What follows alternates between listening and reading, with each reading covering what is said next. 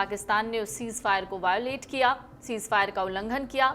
उसके बाद एमईए की तरफ से एक प्रेस कॉन्फ्रेंस की गई, जिसके बाद कहा गया कि साफ तरीके से बीएसएफ को भी हिदायत दे दी गई है कि उन्हें छूट है किसी भी तरीके का एक्शन लेने की। लेकिन इन सब के बीच में सवाल ये उठता है कि आखिरकार ऑपरेशन सिंदूर से हमें हासिल क्या हुआ है। इसी बात पर चर्चा करने के लिए और ज्यादा जानने के लिए हमारे साथ इस वक्त मौजूद हैं डिफेंस एक्सपर्ट कर्नल अनुराग शुक्ला। सर, आपका बहुत बहुत स्वागत है।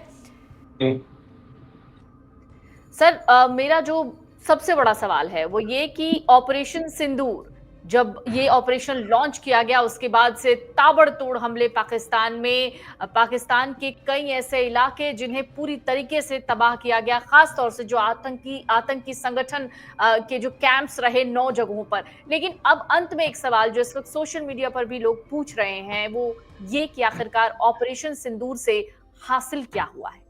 ये ऑपरेशन सिंदूर को हम 2 एस्पेक्ट में देख सकते हैं। एक तो मिलिट्री वाइज हमें क्या हासिल हुआ है और दूसरा स्ट्रेटेजिकली एंड टैक्टिकली हमें क्या हासिल हुआ है।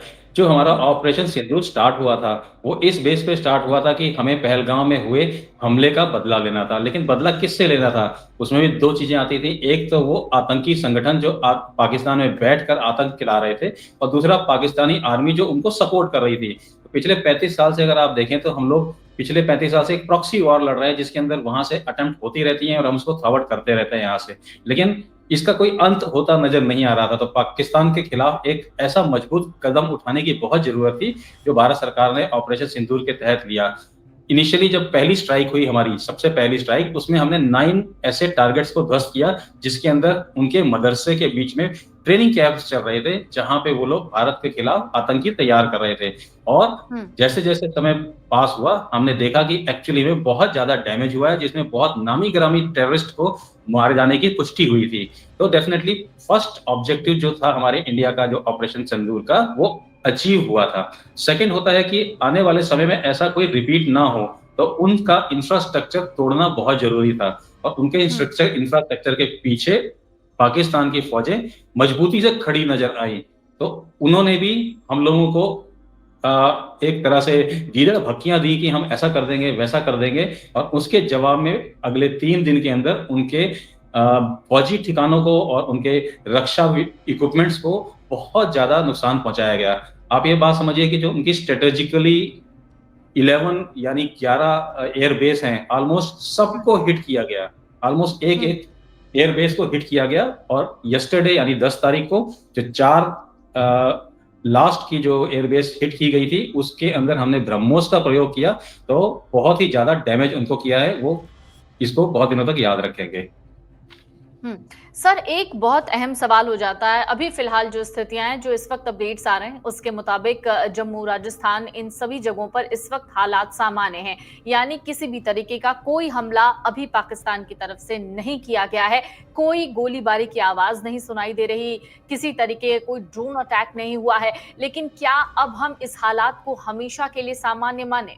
जी, सीज फायर जो भारत सरकार ने एडमिट किया है, उसके अभी कंडीशंस पब्लिक डोमेन में आने बाकी हैं। अभी हमें समझना होगा कि सीज फायर का क्या क्या लाइनें लिखी गई हैं और क्या क्या चीजें एक्सेप्ट की गई हैं पाकिस्तान की तरफ से। यस्टरडे जब एब्रप्टली एकदम से सीज फायर अनाउंस किया गया था, तो बहुत सारे लोग अचंभित रह गए थे और उनको समझ नहीं आया था कि अचानक इतनी जल्दी युद्ध रोकने की कार्रवाई क्यों की गई। और यही चीज पाकिस्तान की तरफ से हुई थी, और इसीलिए सीज फायर वायलेशन के नाम पे जो 5 बजे के बाद डेडलाइन दी थी, 5 बजे शाम की, उसको वायलेट करते रहे। और शाम के 11 बजे तक, जब तक कि स्ट्रिक्ट हुक्म नहीं गया दोनों तरफ से, तब तक सीज फायर एक्चुअली में इम्प्लीमेंट नहीं हुआ। हाँ, आज सुबह 11 तारीख को हम बैठे हैं तो दोनों तरफ शांति है, ना उनकी तरफ से कोई अटैक हो रहा है ना हमारी तरफ से कोई अटैक हो रहा है। तो डेफिनेटली आज के डेट में सब लोग ये जानने के बहुत ज्यादा इच्छुक हैं कि इस सीज फायर के टर्म्स एंड कंडीशंस क्या हैं। अच्छा, सर, लेकिन अभी इस वक्त सोशल मीडिया पर कई तरीके के जो फीडबैक्स हैं वो लोगों के मिल रहे हैं। उनके फीडबैक्स के जो जवाब हैं, यानी उनके फीडबैक सवालों के रूप में हैं, उनके जवाब अगर मैं आपसे लेने की कोशिश करूं तो दरअसल सोशल मीडिया पर लोग इस वक्त ये कह रहे हैं कि सीज फायर नहीं करना चाहिए था, भारत को सीज फायर के लिए मानना नहीं चाहिए था, this is the best opportunity कि इसी वक्त पाकिस्तान को पूरी तरीके से खत्म कर देना चाहिए था और पीओके ले लेना चाहिए था। लोगों के इस सवाल का जवाब, उनके इस एग्रेशन का जवाब आप कैसे देना चाहेंगे? जी, ऑपरेशन सिंदूर कोई वॉर नहीं था। ये भारत सरकार ने शुरू में ही बोल दिया था ये कोई वॉर नहीं है, ये एक ऑपरेशन है। तो जब भी हम कोई ऑपरेशन लॉन्च करते हैं, उसके एक सेट पैरामीटर्स होते हैं, सेट ऑब्जेक्टिव्स होते हैं। तो हमें हम्म। ऐसा लगता है कि वो हमने इनिशियल डेज़ में ही, इनिशियल स्ट्राइक में अचीव कर ली थी। तो हमें इसके आगे जाने की ज़रूरत है या नहीं, ये भारत सरकार को डिसाइड करना था, लेकिन किसी ऑपरेशन के थ्रू ऐसा नहीं हो सकता था, क्योंकि हमारी जो फ़ौजें थी, वो सिर्फ़ 15 दिन में जिन्होंने तैयारी करी थी, वो सिर्फ़ और सिर्फ़ एक पर्टिकुलर ऑब्जेक्टिव को अचीव करने की करी थी, वो हम कामयाब रहे। हम्म। सर, चीन का भी एक एक्सेप्टेंस आया पाकिस्तान को लेकर कि he is supporting Pakistan, even though Turkey का भी एक तरफ से भी बयान सामने आया था। कह सकते हैं कि चीन कभी भी कोई साथ, कोई सपोर्ट या कोई समर्थन अपने फायदे के बिना नहीं करता। यहाँ चीन का क्या फायदा नजर आता है? जी, चीन का बहुत ज़्यादा इन्वेस्टमेंट पाकिस्तान के अंदर हो रखा है। वो जो उन्होंने वन रोड वन बेल्ट बनाया है, उसके अंदर उनका बहुत ज़्यादा पैसा लगा हुआ है और इसलिए वो उस एरिया में उनको सपोर्ट देना ही पड़ेगा उनका। इसके अलावा चीन ने बहुत सारा मिलिट्री हार्डवेयर, जैसे हम पाकिस्तान आर्मी की बात करें तो लगभग 80% जो उनका हार्डवेयर है, वो चाइना से ही आता है। तो हम्म। चाइना के अपने इकोनॉमिक इंटरेस्ट बहुत ज़्यादा हैं पाकिस्तान के, इसीलिए वो वहाँ पे सपोर्ट देते हैं। लेकिन यहाँ पे मैं एक बात और बताना चाहूँगा, जब हमारा ऑपरेशन सिंदूर लॉन्च हुआ था, तो पहले 24 आवर्स के अंदर और अगले 3 दिन के अंदर चाइना ने कभी भी ऐसा खुलेआम नहीं कहा कि वो इस एक्शन यस। के खिलाफ हैं। भले इसके बाद बयान सामने आया चाइना का। हाँ, इसके बाद जैसे-जैसे सामान्य होने लगी सिचुएशन, तो चाइना हम्म। अपने पुराने मोड में आ गया, अपना खुद का इंटरेस्ट देखने लग गया और उसी के तहत हम्म। उसने अपनी वही पुरानी बात दोहराते हुए चाइना ने पाकिस्तान को सपोर्ट देने की ऐलान किया। जी। अभी फिलहाल जो सिनेरियो है, चूंकि अभी एक बैठक चल रही है, प्रधानमंत्री मोदी ये बैठक ले रहे हैं, सीडीएस भी इस बैठक में मौजूद है। अभी जो करंट सिनेरियो है, इसको देखकर आपको क्या लगता है, क्या होना है आने वाले दिनों में?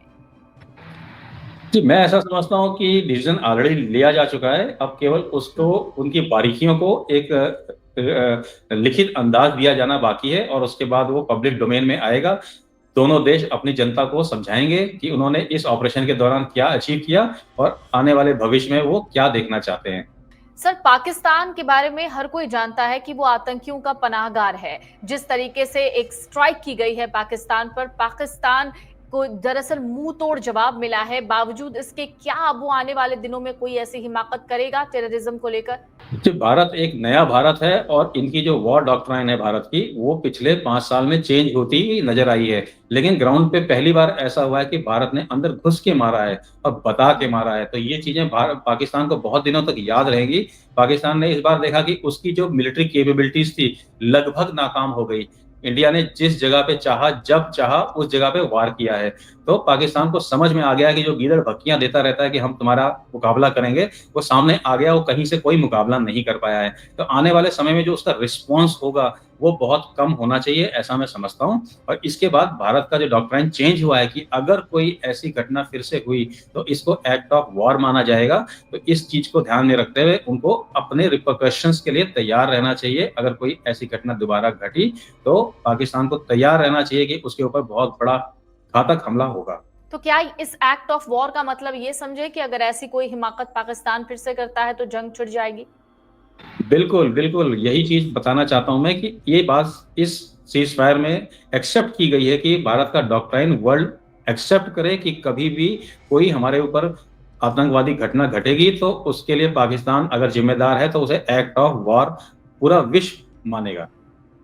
सर, जिस तरीके से पाकिस्तान के एयरबेस को तबाह कर दिया गया, क्या पाकिस्तान को इस बात का भी डर था कि उनके परमाणु ठिकानों को भी तबाह कर दिया जाएगा, इसलिए वो सीज फायर पर राजी हुआ, या सीज फायर को लेकर उसने बात कही आगे? कि पाकिस्तान के ऊपर हर तरफ से प्रेशर है। जो उनकी हम्म। मिलिट्री मिलिट्री कैपेबिलिटीज़ थी, वो ऑलमोस्ट ध्वस्त हो गई हैं। इंटरनेशनल प्रेशर ऑलरेडी था उनके पास और अगर आप न्यूक्लियर कैपेबिलिटीज़ की बात करें, तो जहाँ पे किराना हिल्स के वो जो गाँव था, वहाँ के उस टनल के बेस पे हमने मिसाइल गिराई, उनको वार्निंग दी कि हमें पता है कि आपके आर्सेनल्स कहाँ पड़े हुए हैं और हम जब जी चाहें उसको तोड़ सकते हैं। ओनली थिंग कि हमने किस मिसाइल का उपयोग किया, इससे उनको बताना था कि हमें केवल बताना है, ना कि नुकसान पहुँचाना है। तो उनको पूरी तरह समझ में आ गया कि हम भारत के कर्मों पर बैठे हैं और निर्भर हैं और डेफ़िनेटली किसी भी समय हमारे ये जो गीलदर भक्कियाँ हैं कि हम न्यूक्लियर बम चला देंगे बार-बार, वो कहीं कामयाब नहीं होंगी। हम्म। बहुत बहुत शुक्रिया सर आपका अपना कीमती वक्त हमसे साझा करने के लिए। और मुझे लगता है कि लोगों को समझ में आ गया होगा कि ऑपरेशन सिंदूर आखिरकार था क्या और इस ऑपरेशन सिंदूर से हमें क्या हासिल हुआ है। और जिस तरीके से गवर्नमेंट ने साफ कह दिया है ये सीज फायर को लेकर कि अगर पाकिस्तान ने ऐसी कोई हिमाकत दोबारा करने की कोशिश की तो उसे एक्ट ऑफ वॉर कहा जाएगा और उसे उसी तरीके से देखा जाएगा। बहुत बहुत शुक्रिया सर आपका हमसे जुड़ने के लिए। Thank you very much. अगर आप ये वीडियो YouTube पर देख रहे हैं तो हमारे चैनल को सब्सक्राइब कर बेल आइकन दबाएं और Facebook पर देख रहे हैं तो हमारे पेज को लाइक करें।